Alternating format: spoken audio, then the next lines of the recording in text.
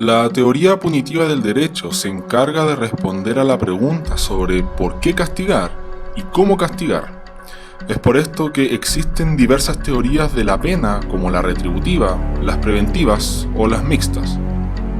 Así, en una serie de videos, de una manera muy resumida, se intentará hacer una sistematización de lo que se conoce como la teoría libertaria punitiva, la cual no se puede encontrar en un solo texto, sino que para entenderla con una visión amplia, acudiremos a escritos de Rothbard, Walter Block y Stephan Kinsella. Es por esto que en este video partiremos con la enunciación simple y general de lo que es la teoría punitiva libertaria, principalmente con las aportaciones de Rothbard y también con un poco de las aportaciones de Walter Block. Entonces, para comenzar se podría decir de que el estudio de la teoría libertaria en Rothbard y Walter Block se diferencia principalmente por las áreas en que se desarrolla y se exploran. Por un lado, me atrevería a decir que Rothbard desarrolla la teoría del castigo libertaria mucho más enfocada a la, entre comillas, sociedad libre, es decir, aquella sociedad en donde todo es privado y no existe un Estado, y por tanto poniendo el foco en lo que podríamos llamar, y utilizando las palabras de Walter Block, como los, entre comillas, criminales privados. Por otro lado, Walter Block también pone el foco en los criminales privados, pero dentro de sus desarrollos de la teoría del castigo libertario, agrega a lo que se conoce comúnmente como el sector público, o en el caso chileno, a la administración, es decir, a aquellos empleados de órganos del Estado e incluso a las autoridades mayores de los gobiernos. Estas aportaciones de Walter Block serán tratadas en un segundo video, es decir, la parte 2 de esta serie de la teoría punitiva libertaria, y por último también serán tratadas en un tercer video las aportaciones y visión de la teoría por parte de Stephan Kinsella. Todo esto con el objetivo de intentar lograr una especie de sistematización y de también intentar ver a la teoría del castigo libertaria como un todo coherente, uniendo tanto los textos de Kinsella, Block y Rothbard.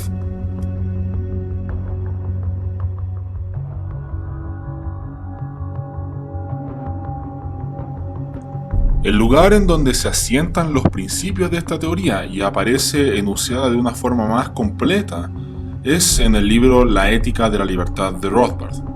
Y Rothbard intenta seguir un orden lógico para la formación de esta teoría. Y lo primero que hay que decir es que la teoría del castigo libertaria es una de tipo retributiva y de enunciación similar a lo que se conoce como la ley del talión. Así, si leemos los escritos de Walter Block, podemos encontrar una enunciación muy similar a la de la ley del talión, es decir, lo que se conoce como el ojo por ojo y diente por diente. Sin embargo, la teoría del castigo libertaria se enuncia de otra manera, y Walter Block señala que se enuncia 2 dientes por un diente más el costo de oportunidad y más el costo del daño moral. Esa vendría a ser a grandes rasgos la teoría punitiva libertaria. Entonces, a lo que nos dedicaremos en este video es a dilucidar qué significa esto de 2 dientes por un diente. Primero, hay que señalar que esta teoría se esfuerza con esmero en hacer sentir completa a la víctima que sufre una violación de derechos, como por ejemplo lo vendría a ser el robo de parte de su propiedad.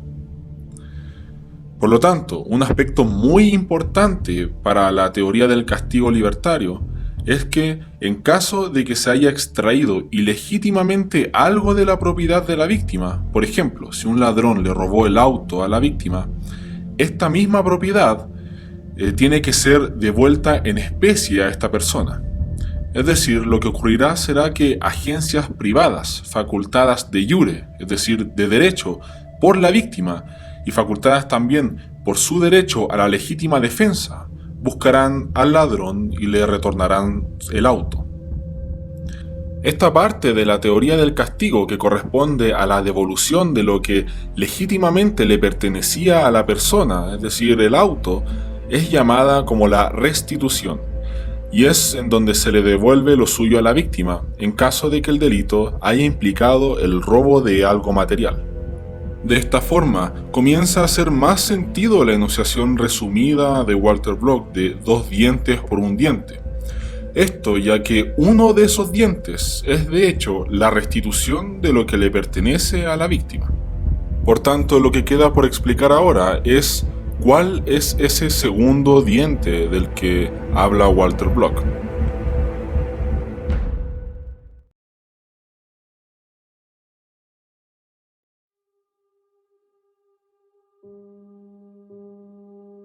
Rothbard, en la Ética de la Libertad, enuncia un principio sobre el cual ya habíamos hablado en un video anterior, pero lo enfocamos a los límites de la legítima defensa.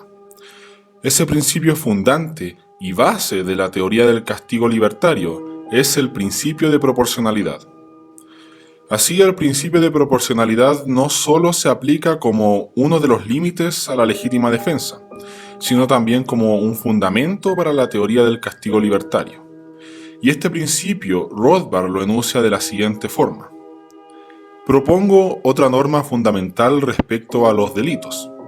El delincuente o invasor pierde el derecho sobre sí mismo en la medida o la cuantía en que priva a otro ser humano de los suyos. Si un hombre arrebata a otro una parte de su autoposesión o del ámbito de sus propiedades físicas, pierde hasta ese mismo límite los derechos sobre sí mismo. De este principio se deriva inmediatamente la teoría de la proporcionalidad del castigo, perfectamente resumida en el viejo adagio, cada pena según el delito. De esta forma, el principio de proporcionalidad que antes se aplicaba en otros casos, ahora deriva en la teoría de la proporcionalidad del castigo como un elemento base de la teoría del castigo libertario. En este caso, el principio de proporcionalidad está por tanto enfocado a obtener la medida de la pena a través de la pérdida de derechos que sufre el delincuente en la misma proporción a los que éste mismo quitó. Otra forma de entender este principio es tener una idea de un, entre comillas, techo punitivo, es decir, el límite hasta donde se puede aplicar una pena o pérdida de derechos proporcional. Esto porque la víctima puede, por ejemplo, escoger no castigar al ladrón, y dentro de la teoría del castigo libertario esto es algo totalmente legítimo. Sin embargo, la víctima nunca podrá escoger un castigo que supere el techo punitivo marcado por el principio de proporcionalidad. Y en caso de que la víctima castigue de una manera desproporcionada al delincuente, entonces esa víctima ahora se convertirá en una agresora. Así se podría decir que la víctima tiene un rango para escoger la dureza del castigo, y puede ser un término intermedio entre dejarlo completamente libre o castigarle con dureza según el límite del propio principio de proporcionalidad. Pero ahora surge la pregunta sobre en qué consistiría concretamente esta pérdida de derechos. Y bueno, si seguimos con el ejemplo del caso del auto robado, una vez que se encuentra el delincuente y le sea restituido el auto a la víctima, es decir, se cumple el requisito del primer diente, luego viene la aplicación de la teoría de la proporcionalidad de la que estábamos hablando y la consecutiva pérdida equitativa de derechos junto a la fijación del techo punitivo o el límite de la pérdida de derechos. Por tanto, lo que debería ocurrir es que, además de la restitución del auto, de devolverle el auto a la víctima, el delincuente también debe dar su auto o pagar el precio en dinero del auto robado. Esta sería la pérdida de derechos equitativa que correspondería luego de aplicar el principio de proporcionalidad, quedando de esta manera la víctima con 2 autos, el primero que le fue restituido y que había sido robado, y ahora el auto del delincuente o el equivalente en dinero. Sin embargo, aquí pueden ocurrir 2 supuestos más. Uno de ellos sería que la víctima simplemente perdona al ladrón y se conforme con la restitución de su auto original o una suma de dinero menor a la de su auto. Y otro supuesto podría ser que el ladrón no tenga ni un auto ni dinero para pagar nada, y que es probablemente en donde aparezca uno de los pocos supuestos de trabajo forzado, es decir, de esclavitud, dentro de la teoría libertaria. Es decir, si el ladrón no tiene dinero para luego hacer frente a la pérdida de los derechos que prescribe el principio de proporcionalidad, entonces dentro de la teoría libertaria se señala de que esa persona debería cumplir trabajo forzado hasta pagarle esa suma de dinero a su víctima. De esta forma, la aplicación del principio de proporcionalidad brinda a la teoría libertaria de un castigo proporcional. Pero ¿de qué dependerá cómo se fije lo que es proporcional? Bueno, esto dependerá de la víctima, ya que sobre ella recae el onus probandi, o lo que se conoce como la carga de la prueba, teniendo que probar que sus derechos efectivamente fueron violados en X medida. Todo esto obviamente dentro de un contexto de justicia privada. Esta pérdida equitativa de derechos sería por tanto el otro diente dentro de la frase 2 dientes por un diente. Y todo lo que hemos hablado antes deja en evidencia una característica de la teoría del castigo libertaria, la cual es que el castigo obedece puramente a un interés privado, no así como en la justicia estatal o pública como la conocemos. Aquí no hay una fiscalía que persiga a los ladrones. Es la víctima quien escoge contratar a una agencia para perseguir al ladrón, luego de que ésta pruebe ante un tribunal privado que efectivamente fueron violados sus derechos. Y también es la víctima la que puede escoger condonar total o parcialmente al ladrón.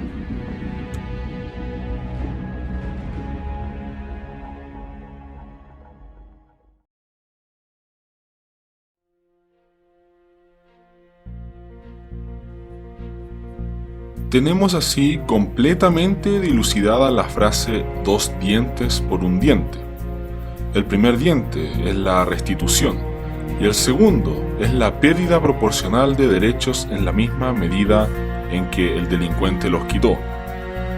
Sin embargo, la teoría libertaria del castigo no se agota aquí, ya que esta también incluye lo que yo voy a enunciar aquí en este video como el daño moral. Esto entendido como el sufrimiento, dolor o molestia que el hecho ilícito ocasiona en la sensibilidad física o en los sentimientos o afectos de una persona. Se toma el término dolor en un sentido amplio, comprensivo del miedo, la emoción, la vergüenza, la pena física o moral ocasionada por el hecho dañoso. Y es que tanto Rothbard como Walter Block señalan que existe un daño adicional que se le hace a la víctima y que para que ésta vuelva a estar completa, este daño debe ser tomado en cuenta. Este otro daño puede ser aquel susto, miedo o inseguridad que el delincuente originó a la persona al robarle el auto. Para esto, Rothbard y Block señalan que hay que infundirle miedo al delincuente para que así se cumpla completamente la teoría del castigo libertario. Sobre esto, Block propone una idea bastante bizarra, la cual es que para infundirle miedo de una forma real al delincuente, lo que se podría hacer es ponerlo a jugar a la ruleta rusa. El número de cámaras y balas que se apliquen en el juego deberán ser proporcional al miedo que le infundió a su víctima. Sin embargo, hay otra alternativa, la cual es que la víctima puede hacer eximir al delincuente de esto mediante el pago de una indemnización por daño moral. But when I stole your TV, I did something else. What I did was I scared you. Now, even if you're Arnold Schwarzenegger and you're not scared of anything, still, you know, your sense of security is weakened. Well, I think that I have to be scared too. The punishment has to fit the crime. And how are you going to scare me? Go up to me, behind me, and go boo, or maybe break a balloon and make it pop? No. What you have to do is make me play Russian roulette. with the number of bullets and the number of chambers proportional to how badly I did it. If I came to your house empty-handed, well, then fewer bullets and more chambers. On the other hand, if I came with a gun, well, then more chambers. And if you were not at home, well, then fewer chambers. But if you were at home and I waved a gun at you, then more bullets and fewer chambers. I'm not giving you any numbers here. Now, it's true that it was only a stinking lousy TV, and we don't want me to be killed over it. But, maybe instead of Russian roulette where I have to put the gun at my forehead, maybe I'll put it at my pinky. And if I lose, I have to shoot my pinky off or something like that. I credit... De esta forma, si agregamos los gastos de persecución que les debe pagar la víctima a la agencia privada, tenemos completa la enunciación de la teoría del castigo libertario, quedando un esquema como el siguiente.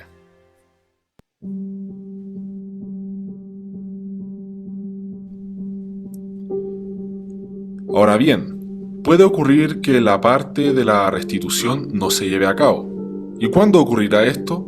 Bueno, esto ocurrirá cuando se den casos en los que solo hay violencia física y no existe ningún robo o arrebato de propiedad privada.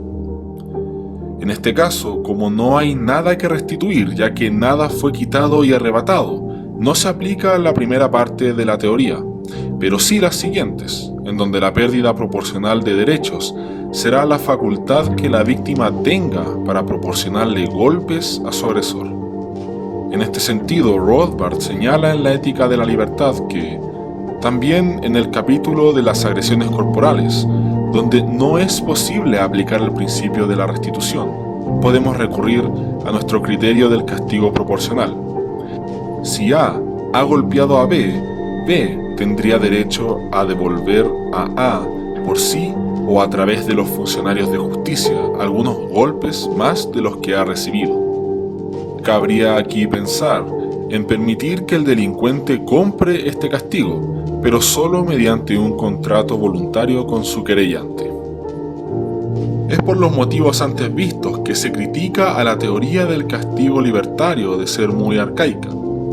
Sin embargo, incluso Rothbard acepta que esta teoría y todas las teorías de la pena están en una posición insatisfactoria, por lo que deja abierta a los posibles futuros desarrollos y depuración de esta teoría. Espero que te haya gustado el video. Dale like y compártelo con tus amigos para que puedan enterarse sobre esta teoría del castigo libertario.